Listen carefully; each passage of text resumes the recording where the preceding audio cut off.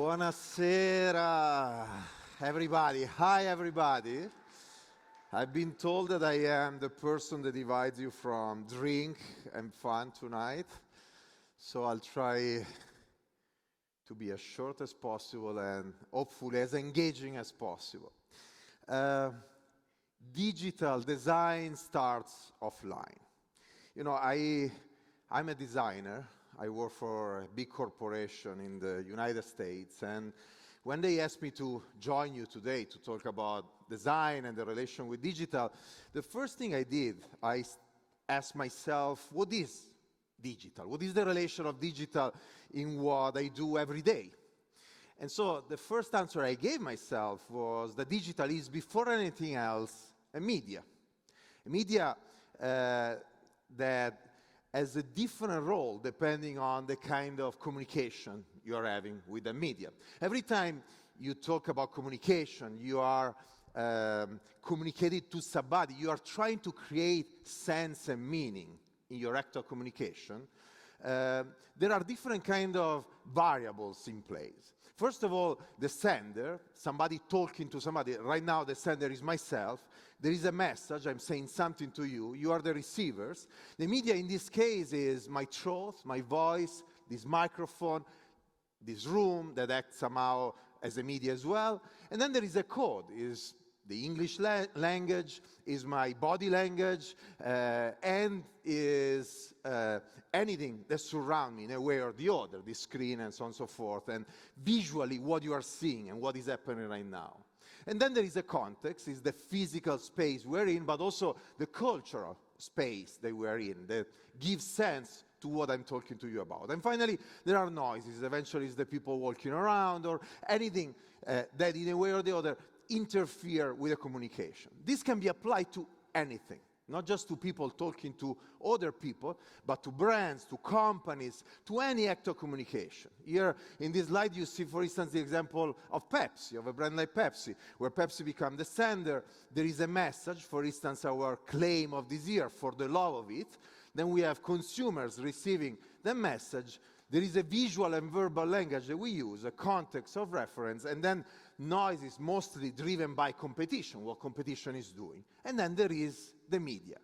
And more, digital is becoming the dominant media in a variety of different ways, from the traditional digital media by excellence, the World Wide Web, all the way to all the different technologies and devices that we use to build experiences with our products and brands.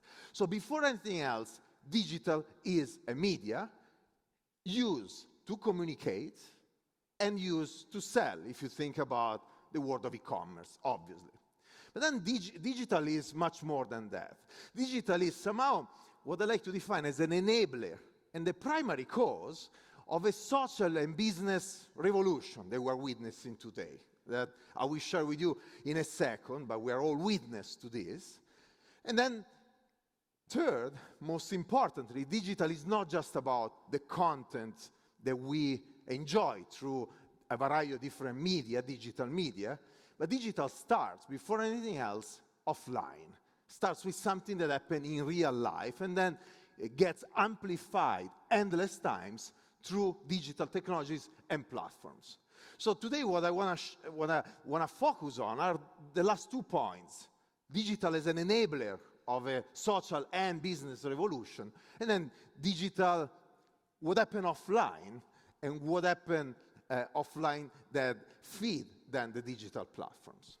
So essentially today we are living in a world that is radically changing. And it's radically changing just in the past few years with an acceleration never experienced before. There are a variety of drivers of this change. First of all, the internet that is creating what I like to define as global accessibility to knowledge. Essentially, anytime you want to know something about anything, you take out this device, you Google it, you search it, and you have your answers. When I was a kid, if I had a question, I wanted to have an answer, I had to take a bus, go to the library, hope that the library was open, hope that I was going to find eventually a book in the library, and finally, maybe I was going to have the answer to my question. So the most of my questions were going unanswered. Today, this shared knowledge there is in the world is creating people, what we call consumers, customers, people that are smarter, are savvier, are demanding, are often very spoiled. So our target audience, when we design anything, is very different than the one of a few years ago. People know everything, and if they don't, they will have the answers to their questions. You cannot fool anybody anymore in any possible way. Then there is the global market that is creating what I like to define as global accessibility to purchase. Essentially, you can buy anything you want, once again, through this device, digital again, wherever you are. Even when you go to a store, and you go to a store because you want to experience the product, you want to enjoy the customer service, you want to really touch and understand what you are about to buy, even then, if you want a different model, or you want the product at a different, better price, or you want the convenience of having the product shipped to you, you will buy the product online. So there is this connection, this mix between the physical world and the digital world. You know, if I think about the customers we serve, from the Amazon and Alibaba of the world, the role of designers is the one of creating the most engaging experiences with our brands and our products on those platforms. And then we work with the more traditional brick-and-mortar retailer to try to find ways to attract consumers to the store, building experiences that are unique and that happen just in this physical location.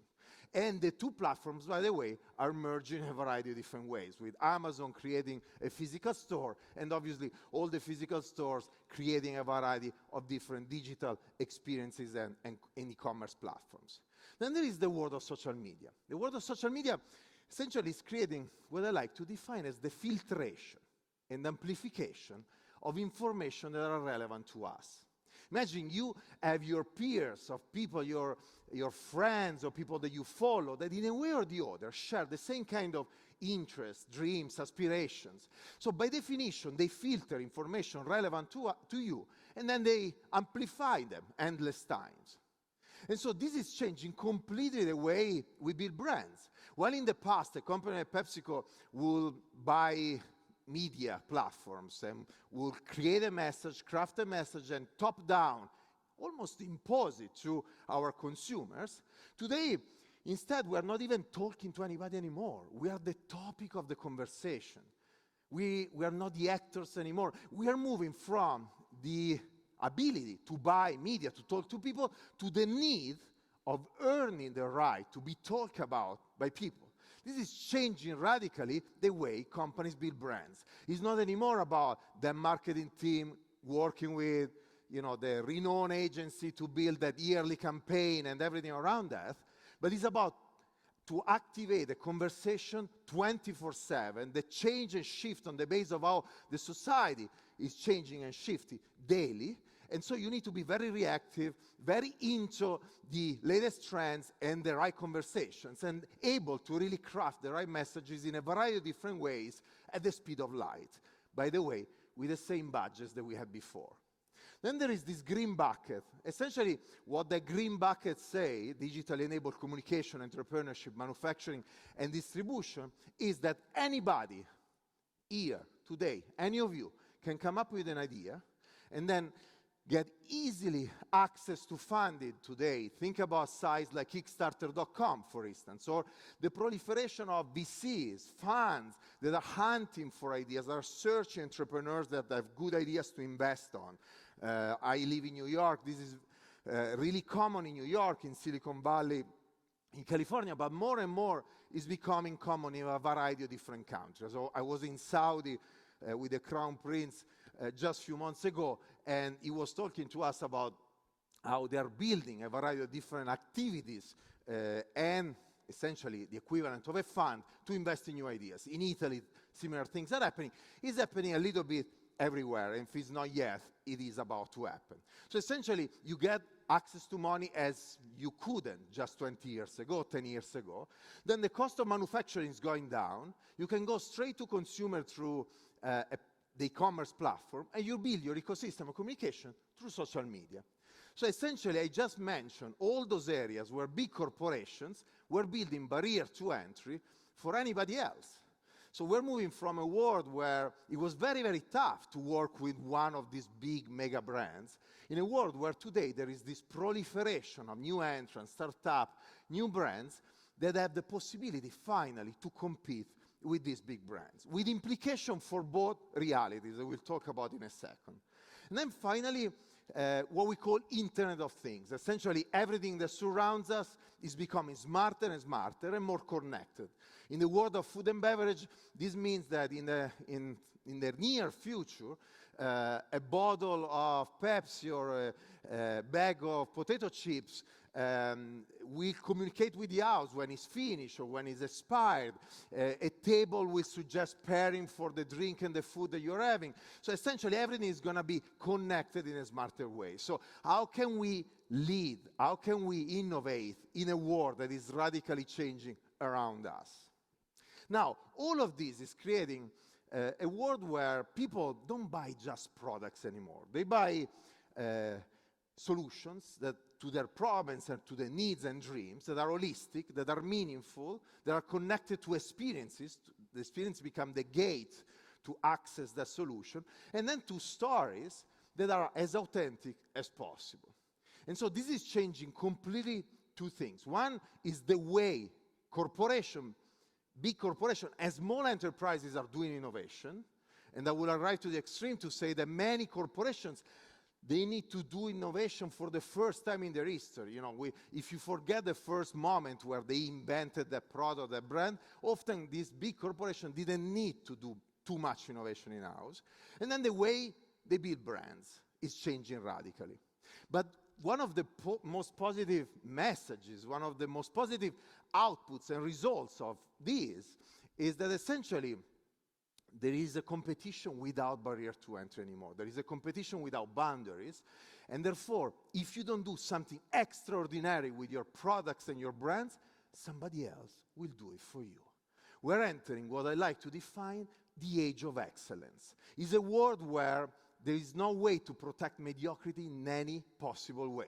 Sooner or later, if you don't deliver to people, to consumers, the best possible product, service, and brand experience, somebody else will do it for you.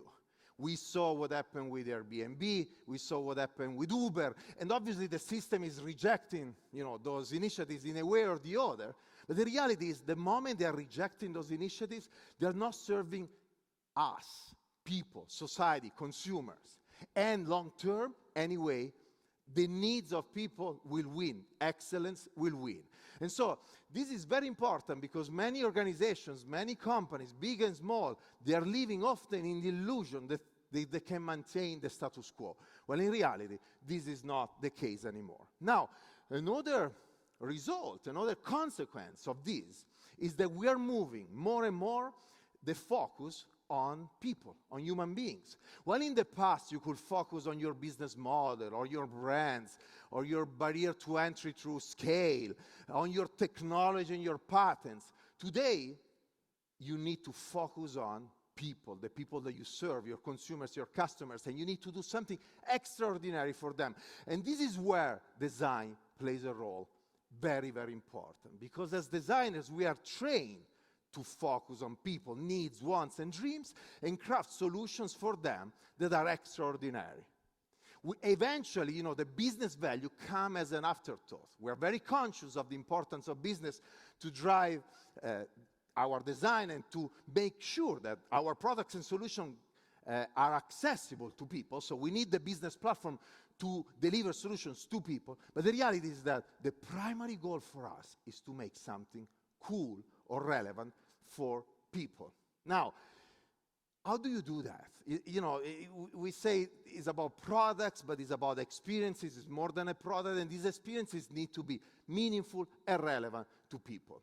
Well, every time we interact with a product, with a brand, it could be a luxury automotive brand, it could be a luxury fashion brand, or it could be a mass market brand. There are always 3 steps, 3 levels of interaction that we have with these products and brands. By the way, products and brands, 2 different dimensions.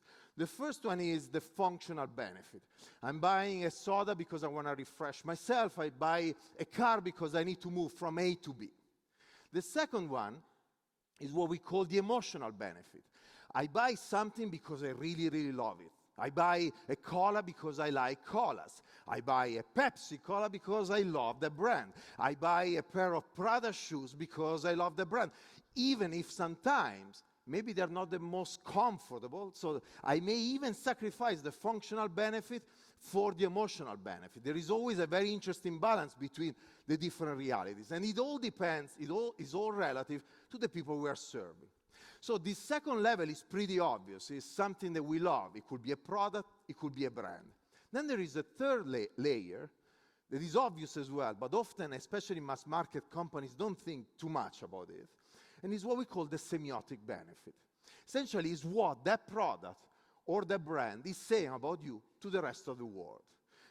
Today, my watch without hands, or my Pepsi shoes, or anything that surrounds me, anything, the car I drive, the office I have, the friends I have, the books I read, anything that surrounds me and surrounds you is telling a story to the rest of the world. 24/7, even when we don't speak a word, we are communicating to the rest of the world through the products, the objects, and the people that surround us. We are telling a story. So as designers, we do this. We design the functional benefit of the product and the brand. We design that personal, intimate relation that we call the emotional benefit. And then we design the story that the product or the brand is telling about you to the rest of the world. And this is very important to keep in mind every time we design across every touch point of the brand. In the product, in the packaging, in the experience in retail, online, in our case, in all the different platforms where we activate our products, in music, in sport, in fashion, and so on and so forth. There is always these three layers of communication. And every time we think about how to create that excitement and engagement in people to really connect with our products and brands, we keep in mind these three steps of discovering something that you didn't expect every time you have an experience. The moment you discover something you don't expect, then in the moment you own it, now you feel it yours. I mean, you found something in that experience, in that store, in that hotel room, in that concert. You own the unique experience you are living, and then you share it, and you amplify that endless times, often with digital platforms and digital media. Now, if this is true, how do we design these meaningful experiences that you can discover, own, and share? What are the different variables that drive those experiences? Well, we could talk for hours about this. This is just one angle to share a little bit of the way we think in PepsiCo with a variety of different examples. Every time you interact with an entity, it could be people, it could be a space, or it could be a brand, there are three different levels of relations. This is my free interpretation of the theories of Donald Norman, a human scientist that many of you probably know. Donald wrote in 2002 Emotional Design, and he talks about these three steps of interaction, of relation between people and other people and spaces. The first one is the visceral relation. Essentially, is when you see a beautiful woman, a beautiful man, a beautiful landscape, and you're like, wow, it's the butterfly in your stomach, it's something beyond your rationality, it's on your skin, it's something that you look at, you're like, you're moved. In a way or the other, it could be negative or it could be positive. So the first time you see something, this is a brand of water, premium mass water, that we launched about 2 years ago actually now, very successful for us, where essentially the bottle become a canvas, and the graphic keep changing. It is always a collaboration with a variety of different artists. Every 3 months we have 3 different collaborations. There is always a theme, for instance, women in art, or the world of textile designers in fashion. So there are a variety of different themes, and the bottles keep changing, creating always excitement when you interact with the bottle in retail, when you go to the store to find the bottle. But then is the entire ecosystem of communication that is designed with a design mindset. It is all created around the idea of building experiences that are engaging, meaningful, and relevant to people. First of all, the story is authentic. We have a series of curators, some celebrity curators like Anna Wintour from Vogue, Paolo Antonelli of the MoMA of New York, and a variety of others less renowned, that help us stay in truth to the cause. And the cause is the one of helping emerging artists and really supporting them in a variety of different ways.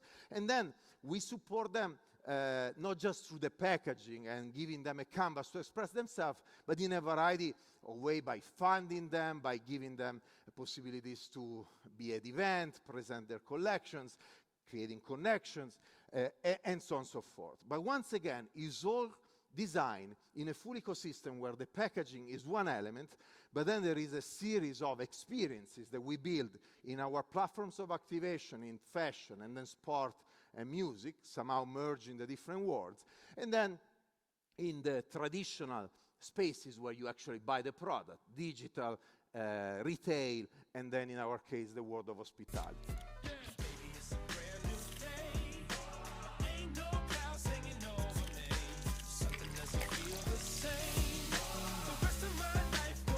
Introducing bubbly sparkling water. Crack a smile.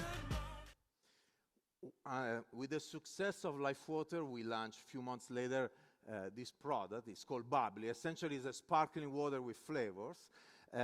We went very polarizing with the design, and it's been paying off, very successful. And the idea here is to create something healthy, but with the same spirit of sodas to attract a younger consumer. And this, once again, is on the product. You could have seen the tap with a little message that there is on top of the can. Every can is very expressive, but then there is much more. Michael? Yep. Don't do that.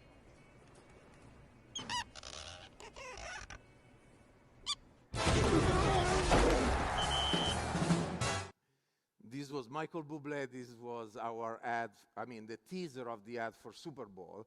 So every time thinking about how to connect a product and a brand to something that is culturally relevant, how to do it with content like this one, with teasers like this one, with traditional ad, and then how to create around it an entire ecosystem of experiences. This is, for instance, a limited can with a modified Y with A. So every time thinking about the entire ecosystem.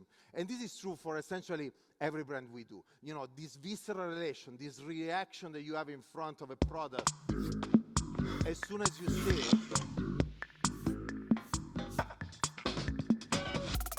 it's something that drives us.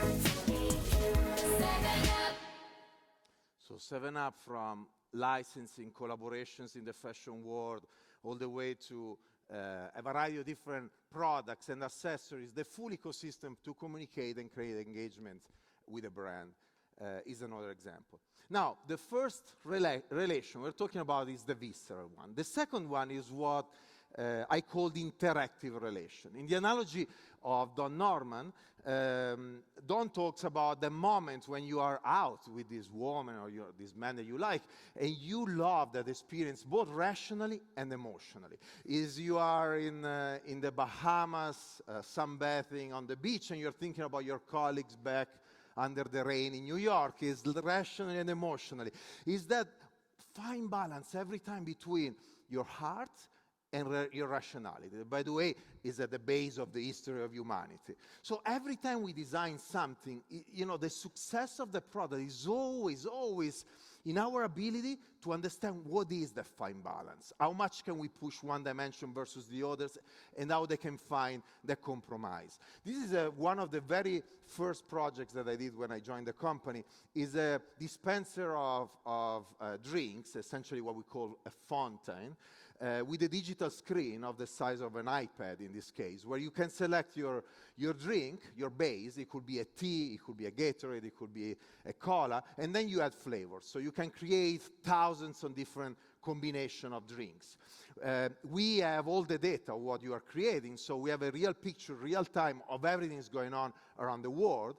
This is all data that feed our innovation pipeline for products that then have been eating the market in the past years, and they will eat the market in the future. And then we can also use this media interface to communicate with people. We can have Beyoncé telling you, what is her favorite drink, or in your university, the machine can tell you what other people are creating and proposing it to you, or in a restaurant, what is the best pairing for the drink that you just created in terms of food. And with that kind of approach, we've been designing an entire collections of fountains, vending, and dispensers. One of the challenges is always, this one, the one of creating the perfect balance between something that is emotionally engaging, you fall in love with it from far away, you want to play with it, but in the meantime, you need the product needs to be user-friendly. You need a transaction to be quick, else people start to, stay in line in front of the machine for a long, long time. So what is the right balance between the rationality, the functionality, and then the engagement and the emotions is always the challenge. With that kind of approach, we are then investigating the future. This is something we launched a month ago. It's a pilot, it's an experiment, but can a vending come to you? This is done in a university in California with this little robot that actually, you have an app, you call, you order your products, and the robot come to you in specific pickup points around the university. With the same kind of approach, we are thinking about the future of drinking, the future of beverage. This is a product that I particularly love. This is our effort to try to answer two of the macro themes that we have today in our business. One is the world of health and wellness. The other one is the world of sustainability. We have this product and a variety of others in our portfolio. I just hope that people would just buy many, many more of them. But essentially what this product is a bottle that you reuse, so a reusable bottle. You fill it with tap water, so we don't ship anything, liquids anymore. We don't ship water around. You use your tap water, filtered. And then you have these pods, and these pods have two chambers. On one side, there is the liquid part, what give the flavors. And on the other side, there is a functional component, spirulina, turmeric, coffee powder, a variety of different products that have some form of healthy functionality. So you put the pod on top of the bottle, you shake it, and you get your drink fresh on the moment. With the same kind of technology, we have been experimenting in the world of Gatorade. And this video is going to show you how we have been combining the world of Drinkfinity, those kind of bottles and that technology, the world of equipment, and then the world of wearable technologies, that is a world very, very close to me, technology that you dress. I did my thesis 20 years ago in Philips Design around it, and you see how wearable technologies are a key component of this proposition for Gatorade. Your game is our lab. Introducing the future of sports fuel. Gatorade GX, your real-time hydration coach. Gatorade GX tracks fluid loss before, during, and after training, capturing every moment of sweat, measuring electrolyte and sodium loss in real time. Fluid intake is continually monitored with on-the-fly guidance, showing you when to hydrate while pacing your intake. Analyzing your fluid balance, Gatorade GX unlocks your personal fuel strategy. Recommending fuel formulas based on your electrolyte and carbohydrate needs. Conveniently delivered through an innovative equipment system. Replacing what's been lost when you need it the most. Track, analyze, and optimize your performance. Gatorade GX, built to fuel, customized for you.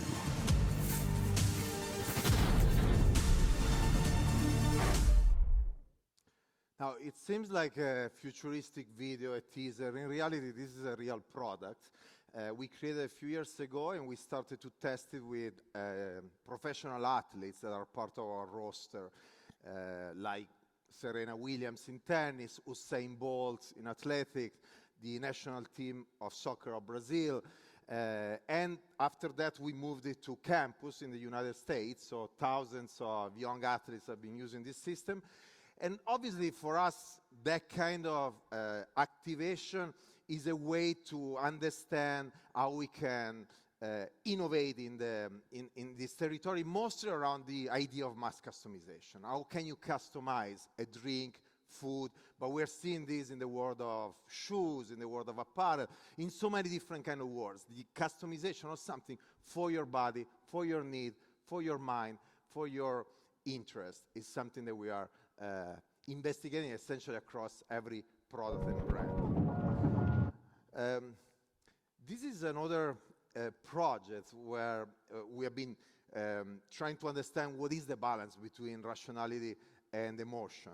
The challenge was how to re-engage people with the world of sodas, creating a drink that would be mid-calories level, so 50, 60 calories per drink, and in a category that is not anymore the category we used to 20 years ago because of energy drinks, because of the role of hydration and water, because of the role of alcoholic beverages. There are so many different categories of drinks that we can drink today. So sodas are not as they used to be. So how can we reimagine the experience with sodas in a completely different way, building an experience around the product that is not just product-driven? And so we came up with this concept that now is called Bubbles. Back then at the beginning it was called Fizz when we created it. And actually I will skip this video, we'll go straight to a video that tells you exactly what this is. So what is Fizz? It's a whole new way to look at soda. This is not a drink, it's really an experience. I'm excited to introduce you to the world of Fizz. Fizz is a whole new way of looking at soft drink mixology, which we like to call Fizzology. They have these cool machines here called Pepsi Spires. They're already flowing now. What were you feeling? Batter up. Batter up. And then you take it over to these Fizzologists. These guys are taking the most unexpected flavors and creating the most imaginative drinks you can possibly imagine. Check it out. They're loving getting to interact with it, what goes into it that makes it, watch something be created, and then get to consume it. It was nice to see it made in front of your eyes. You got to do it and then eat what you made. I love it. Really innovative. Awesome. It was just cool to see it all come together. My favorite part was watching them put all the toppings. A delicious drink.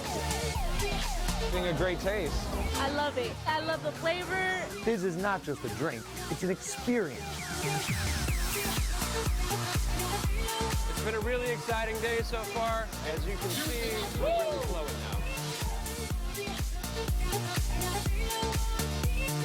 3, 2, 1.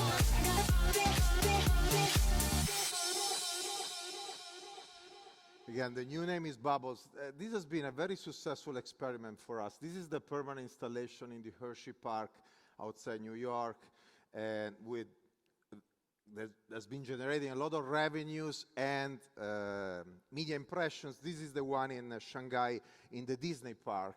But what is interesting is how we're using this kind of experiences and activations. Essentially, a company like ours, like many, many other companies, often invest in communication. They have a variety of different communication platforms where you tell stories. More and more, what we're trying to do is also to experiment new ideas, to use this platform as a platform to innovate, to test innovation. We test Fizz during Milan Design Week, during the Innovation Fair in New York, during Super Bowl. And the more we are testing, the more we're getting feedback from consumers with a very clear ROI, return on investment in communication. People were talking about us, our company, our brands. In reality, we were experimenting. We are testing ideas, and then now we scale it up in a variety of with a variety of different platforms, and we're also thinking about how to take it to retail and to hospitality in a more modular way. These are examples, just pictures. This is a tea house, the Drinkfinity house, the Quaker experience, Gatorade GX, the World of Lemon Lemon, another tea house, the Lace Chippery. These are examples of Milan Design Week, for instance. We've been using Milan Design Week as a laboratory for experimentation and then getting feedback and tweaking ideas.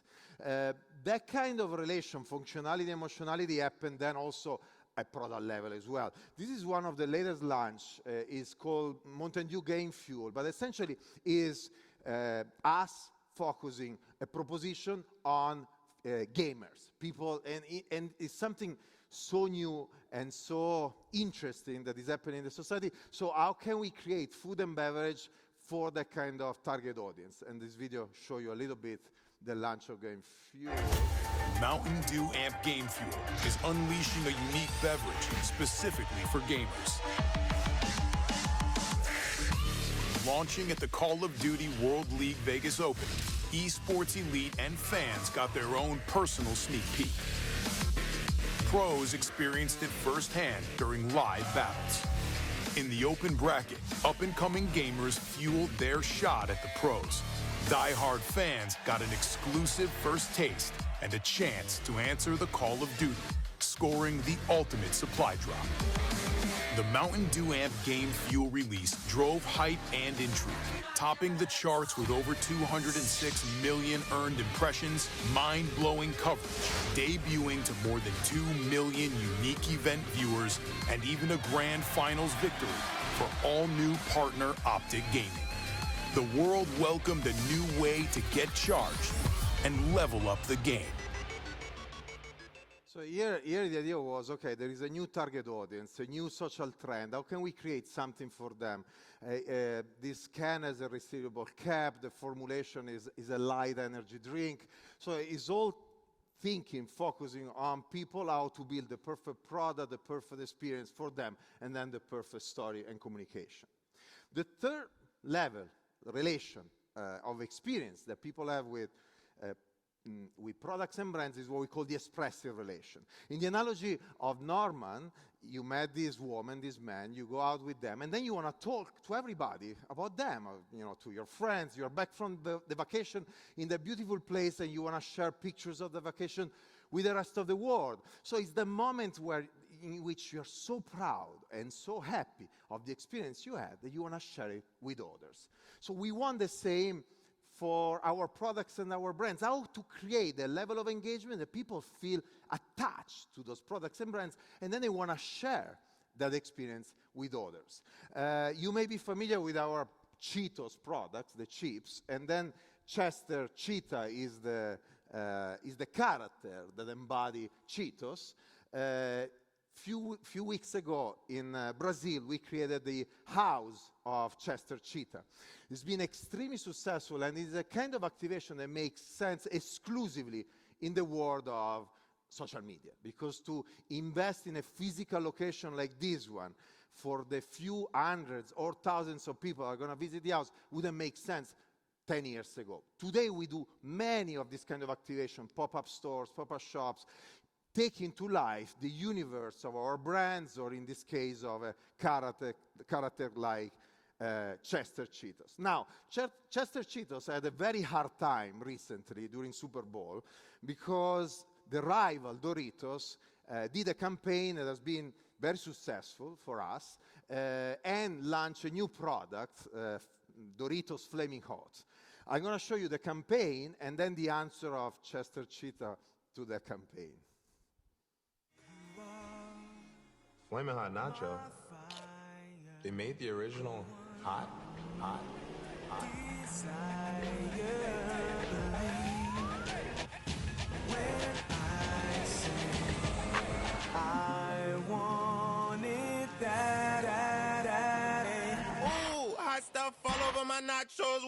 a taco, driving over potholes, hotter than a pot roast. Fingers on my hot chips, red-handed, come on, man, I'ma need some chopsticks. Quad lead a house, and I'ma need another outfit. Fly than a maggot on the wall inside a cockpit. Speaking of desire, baby, preaching to the choir, man, my tongue is doing fine, but the roof is on fire. Tell me why ain't nothing but a party.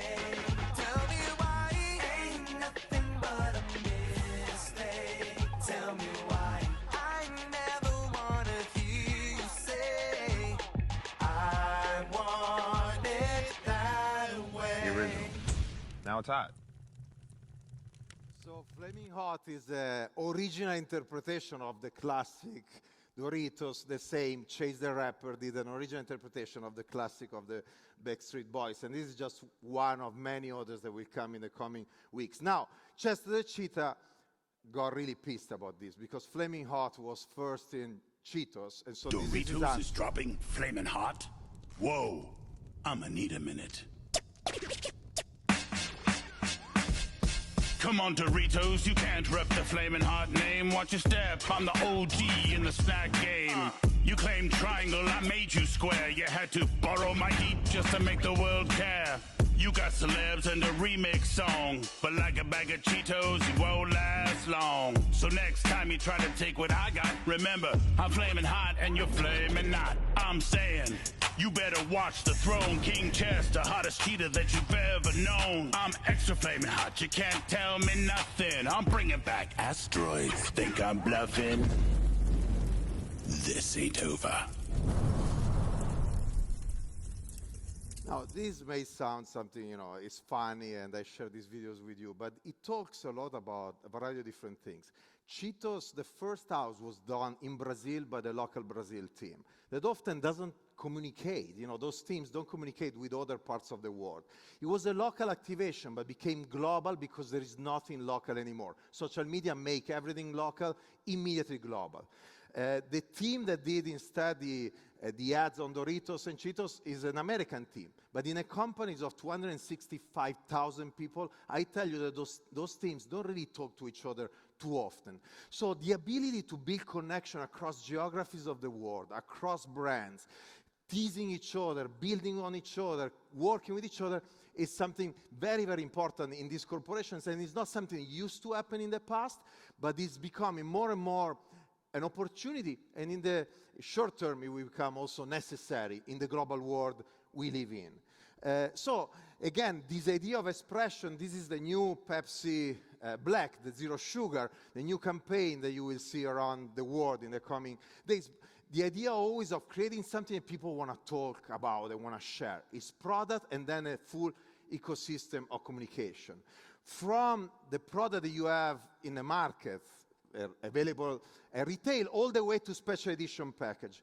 This is the special edition we did for Super Bowl just last week, and this has been breaking all kind of records for us. The post on the Pepsi US Instagram about this is the post that has been the most successful in the history of social media of the company, of the brand.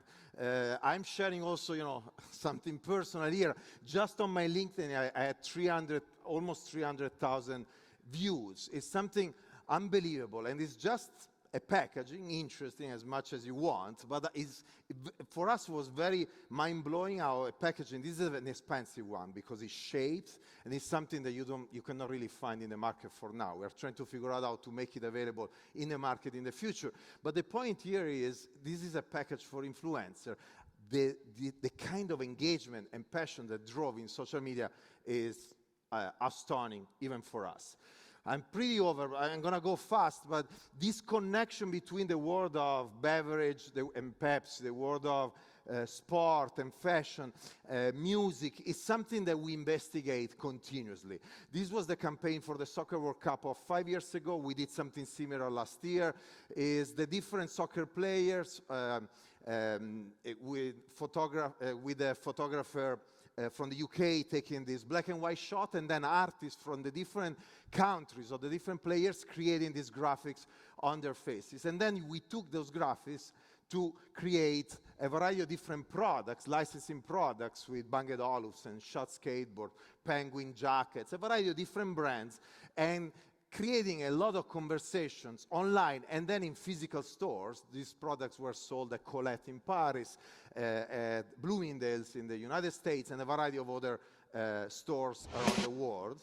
And we are doing something similar now with a variety of different collaborations. This is one of the latest one. It's still online. It's been extremely successful for us, this collaboration with Puma. And we do it all around the world. We sponsor Shanghai Fashion Week regularly now since 3 years. So in that context, we work with a lot of emerging artists and designers, as well as more established ones. This is Alexander Wang, for instance, once again, in the China collaboration. And then we always try to keep this connection, to build this connection with a variety of different pop culture events, or trends, or seasonality, from the Year of the Pig, for instance, that started February 5th in China a few days ago, all the way to the connection with a movie like Back to the Future 2. This is what Marty McFly will find when he was in his future. All I want is a Pepsi.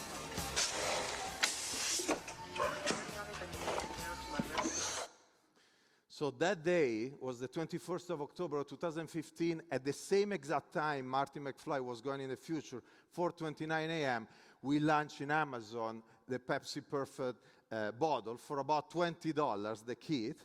It got sold out in a matter of seconds. There was a revolt, and we had to produce another run for people that didn't get it, and still many people didn't get it. And then you can find it online for $200, $300 today. My favorite picture is the one on the left, where you have the bottle without even the content. There is not even the cola, for $100. So but this idea of connecting with pop culture relevant theme works.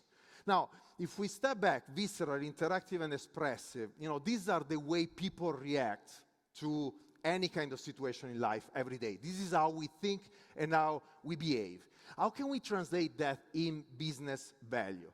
If you have the visceral relation, if people get excited, then you have, most of the time, emotional impulse purchase. You have a list of things to buy in a specific experience, in a specific context, and you end up buying a series of other things that just you felt in love with. The interactive one is emotional satisfaction and loyalty. It's being in line out of an Apple store to buy the latest iPad, even if you never experienced it before, because you just emotionally trust the company and the brand. Hey, you are actually probably in love with the company and the brand. The expressive one is communication and spontaneous PR, word of mouth. Consumers becoming your brand ambassadors is the most powerful form of authentic communication. You want to simplify? This is purchase, repurchase, and recommend. Or if you go back to the user perspective, what do we need to do as designers? This is about wowing people. This is about creating engagement, rational and emotional, with them and our products and brands. And finally, is creating that form of pride in them, because they want to be associated to our products and brands and share it with the rest of the world. More and more, we want to move from the bottom of the experience pyramid to the top. We still want to create products obviously that are usable, reliable, functional. In the world, a brand like Pepsi competes with another cola. It's all about utilitarian needs. It's all about the sugar level, the carbonation, the taste. Then you go up, the world of pleasure and convenience. Pleasure more emotional, convenience more rational. Is what we call the demand space. Is drinking a soda at the stadium, drinking a soda with your friends at home, and so you have alternatives. A cola starts to compete with a variety of other products, alcoholic drinks or water and a variety of other products. Then there is the world of dreams, meaning, and aspiration. It's what I like to call the brand space. This is where a brand like Pepsi starts to compete with Apple, with Nike, with a variety of different brands that stand for something in the society, in the world, that have a purpose, that say something, that have a point of view in a way or the other. Now, all of this, everything I share with you today, can be applied, obviously, to the future. Today, we're thinking, what is going to be the world how it's going to look like the world we will live in 20 years, how people will eat, how people will drink. This is a video that shares our vision for the world. Imagine a world where breakfast isn't simply made to order. It's biometrically tailored to meet your body's very own unique needs.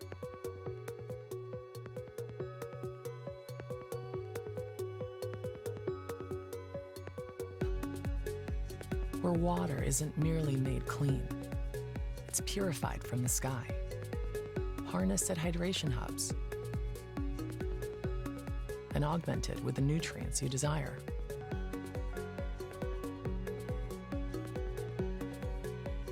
Available around the world.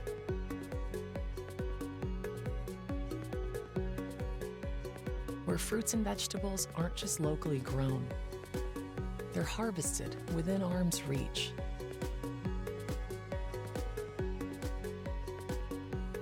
And transformed into on-the-go eats.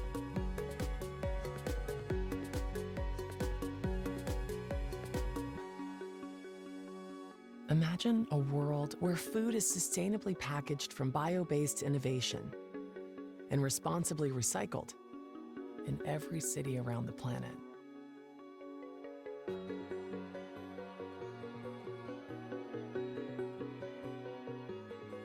Where a snack isn't just instant food. It's pure goodness on demand, fueling your afternoon and maximizing your goals. Where a table is smart enough to know exactly what you need and turns a night of music, drinks, and entertainment into an experience to remember. Imagine a world where the products we make bring joy to the planet and the people they are made for.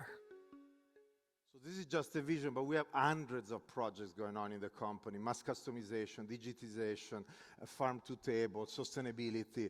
Obviously, this is the future we are going to live in few years. Now, there are many challenges to all of this. Design is working very, very well at PepsiCo. We grew from nothing in 6 years to about 250 designers and growing. We have 40 positions open. We have 9 design centers around the world. It's going well, but obviously there are many, many challenges. I have an entire presentation on challenges. I could talk 4 hours about them. I just want to focus on one and leave you with this one. And this is, again, about people. You know, people are at the base of everything. It's the people we design for, but it's also us, business people, designers, all of us, innovating in our own companies for others. For me, people trump anything else, process, you know, anything. Is all about finding the right people. So what are the talents, the kind of people we search? This is the list of requirements I gave to our HR teams already at the time of 3M, my previous company. The first requirement, I call it, is not even the first, I call it number 0. I need good people, good human beings. In Italian, there is a word that sounds so well, so good. It's called essere buoni, persone buone. And it sounds a little bit naive. Imagine me sharing this with the HR of a big multinational corporation. But why? If you have good people, you want to be surrounded by good people in general. If you have somebody working with you, your peers, your team, your boss, that you know you can trust, that they're not going to stab you on your back, that they're really good individuals, that put the team and the goals of the company in front of anything else. They're really good people. This will increase collaboration and finally productivity as well for the company. So it's not just good to work with good people, it's also very good for the company as well. It sounds as something like obvious, is not that obvious, and it's so important to remind it every time to everybody. And if you come in our team and you talk with the people in our team, you can really feel it. And people told us so many times when they come to our design centers. The second, or in reality the first requirement then, from a design standpoint, we need designers that have an holistic approach to design. You know, as designers, you know, there is people that study graphic design, there is people that study architecture, industrial design, digital. We have so many different areas. The reality is that if you want to lead design in a big organization or in a small startup, you need to have an holistic approach to all the different phases of design. And today, for me, one of the challenges is to find those kind of people that really understand graphic, digital, product, experience, architecture, all the different dimensions. So also because there is no school that prepare you for this. It's really something that you gain in your professional journey.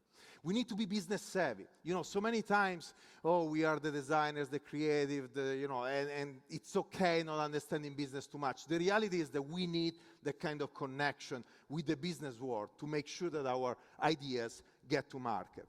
I need people that are visionary but also practical. So many times I hire people that were amazing thinkers, but they didn't know how to execute.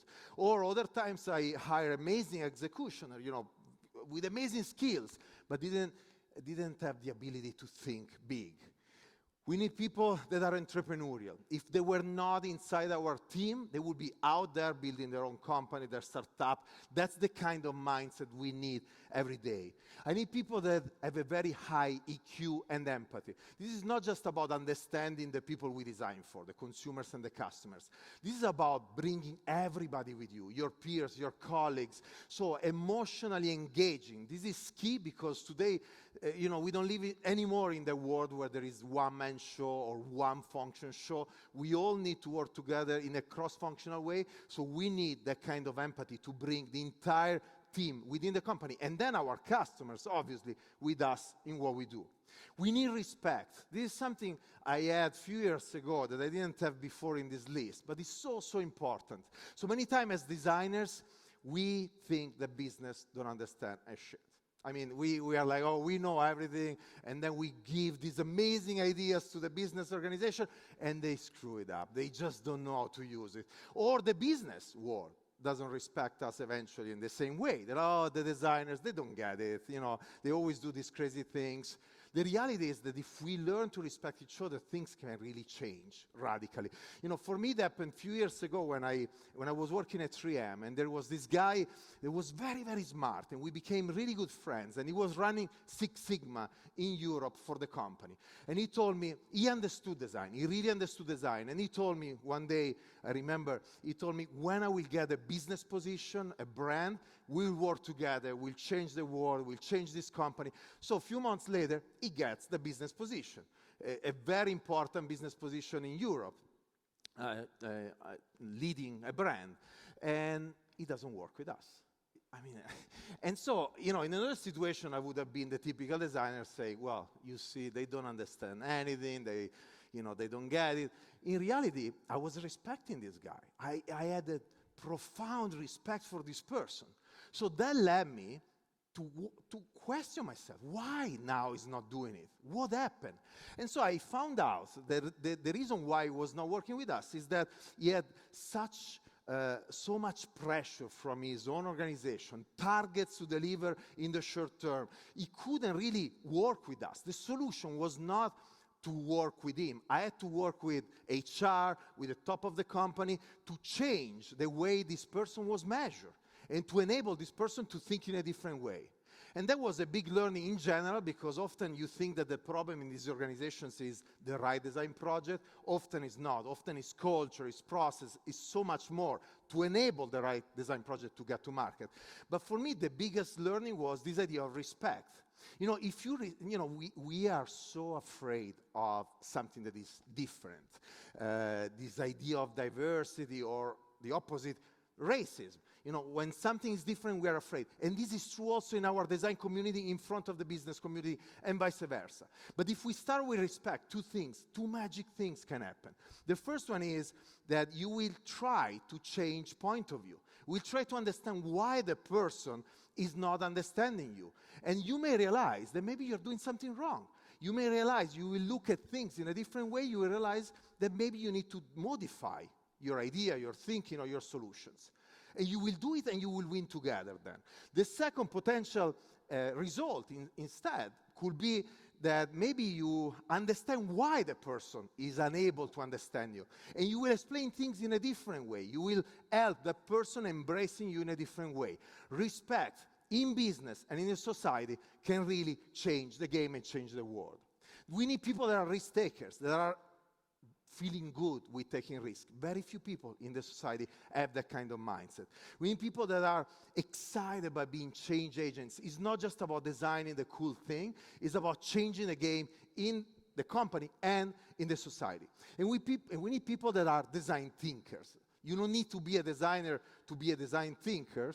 This is the list of the characteristics that I think a design thinker should have.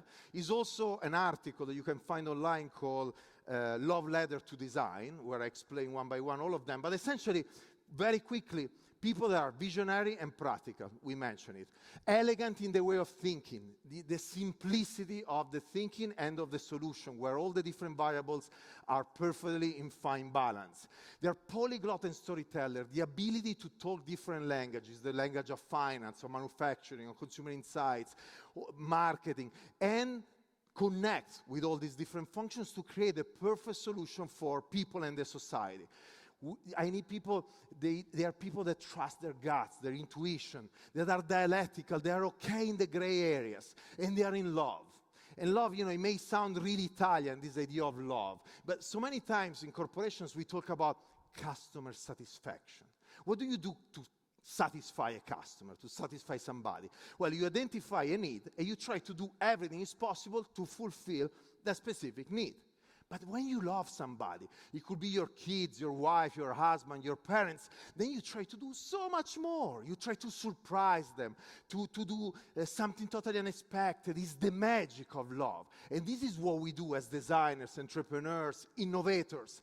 We fall in love with an idea, and then we make sure that the love, that disruptive idea, full of excitement, get all the way through to market, bypassing all the roadblocks of timing, cost, manufacturability, consumer research, and so on and so forth. And then there are these broader characteristics: curiosity, always, looking at the world with the eyes of a child, and always, questioning everything and challenging everything. Loving diversity, we talk about this. Listening with humility. When you start to be successful, it's so easy to fall in the trap of arrogance and you stop listening, while in reality, listening is the biggest source of inspiration. Now, somebody listens too much and they don't act. So the ability at a certain point to stop, pause, and with confidence, taking decisions and act is key. Be resilient and optimistic. If we are changing things, if we are changing a company, the world, society, we'll always find roadblocks and problems. If we don't, we're not changing anything. Therefore, we need an optimistic mindset, or we go nowhere. It become a mess. Always in quest, always hungry, always go the extra mile. I learned this many, many years ago. When your boss asks you something, when a client asks you something, when the society expects something from you, set for yourself a goal that is above what they expect every single time.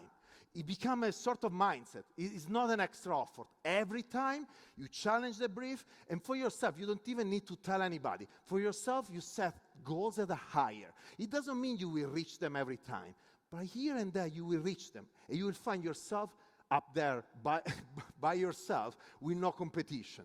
But again, it's just mindset. Be aware, self-conscious, and then smile and have fun, because at the end of the day, this work should be just fun, and the serious problems in life are others. I want to leave you with this slide. Everything that surrounds us, our clothing, this space, these chairs, anything is designed by somebody. As designers, brand people, entrepreneurs, innovators, we have the possibility to touch the life of people every day.